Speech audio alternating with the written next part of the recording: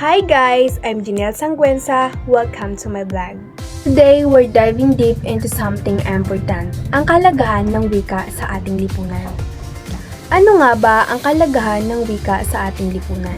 Mula sa simpleng kumusta hanggang sa komplikadong talumpati, ang wika ang nagbubuklod sa ating lipunan. Ang wika ay nagtataguyod ng pagkakaisa, nagtutulak ng pag-unlad at pagbabago. Kaya ito ay napakalaga sa atin. Ating wika ay higit pa sa isang salita. Ito ay tagapag-ingat sa ating kwento, tradisyon at pagkakakilanlan.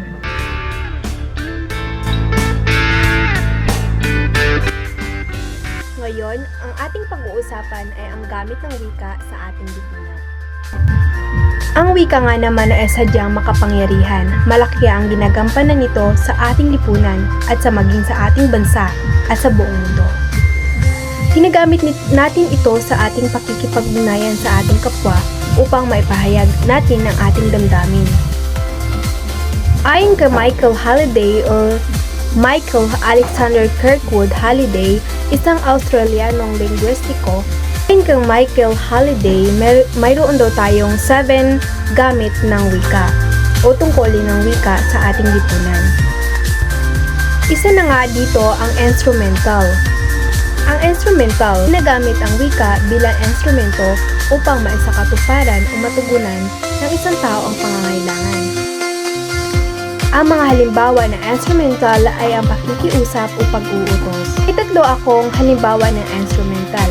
Una, pwede mo bang kunin ang aking tsinelas sa labas? Pangalawa, pwede mo ba akong bilhan ng pagkain sa kantin? Pangatlo, pwede mo bang bilhan ako ng gulay sa palengke? Yun ang 3 halimbawa ng instrumental. Ito ay pakikiusap o pag-uutos upang mabigyan ang pangangailangan ng isang tao. Isa pang halimbawa ng instrumental ay ang pagtatanong. Una, nabakunahan ka na ba laban sa COVID-19? Pangalawa, ilan ang score mo kanina? Pangalawa naman ay ang regulatoryo. Ang regulatoryo ay ginagamit ang wika sa pagbibigay gabay sa isang tao. Nagagawa nitong kontrolin ang isang tao sa hindi dapat nilang gawin at dapat nilang gawin. Ang halimbawa ng regulatoryo ay ang pagbibigay babala. Halimbawa, bawal magsigarilyo dito, mag-ingat ka sa daan, bawal magkalat.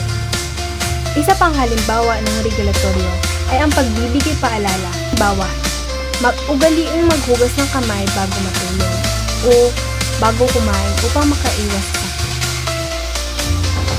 Ang pangatlo ay tinatawag nating representational.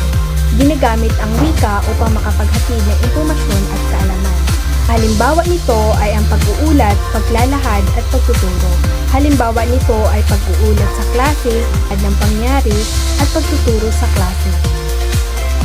Pang-apat naman natin ay interactional. Ang interactional ay ginagamit ang wika upang mapanatili ang magandang samahan at relasyong sosyal ng mga bawat individual. Ang halimbawa ng interactional ay ang pagbati, pagbibiro, pag-anyaya, at pangungumusta. Ang panlima naman natin ay ang personal. Ang personal ay ginagamit ang wika upang mailabas ang saloobin at mapahayag ang damdamin, pananaw, at opinyon. Ang mga halimbawa ng personal ay ang pagkainip, paghanga, pagkayamot.